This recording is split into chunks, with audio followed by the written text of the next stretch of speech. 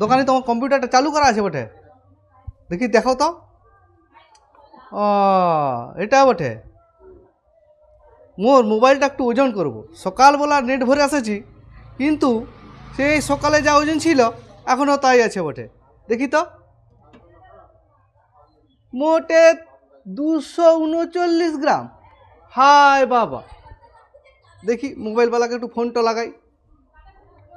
Hello, mobile দোকানি বলছো বটে? বলি তোমার দোকানে যে সকালবেলা আমি রিচার্জ করে আসলাম, তো আমার ফোনটা যে হালকাকে হালকাই আছে, ভারী নাই কেন? ইয়ার কি মারছে বটে? তোমাকে আমি দেখা নেব, আমি এক্ষুনি তোমার দোকানে যাচ্ছি। হ্যাঁ ঠিক আছে। আমার এই মোবাইলটা না সকালে যে ভারী ছিল তার থেকে যদি না বাড়ে, নেট ভরে আসাছি টাকা দিয়ে। হ্যাঁ তোমাকে আমি দেখে নেব, যাচ্ছি।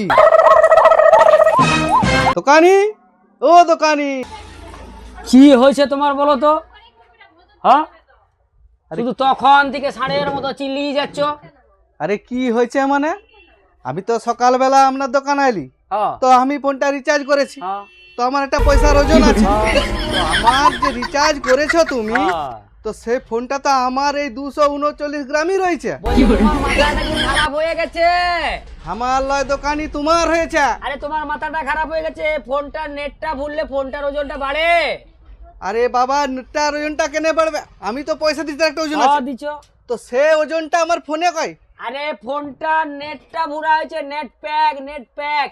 ও তো সব বুঝি নাই, আমার ফোন ভারী নাই, আমার ওই গ্রামের পয়সাও ফেরত দিন। আমি ওই সকল তোমার সাথে আর কিছু বলতে পারবো নি। তুমি তখন থেকে আমার মাথাটাকে গরম করে রাখছো।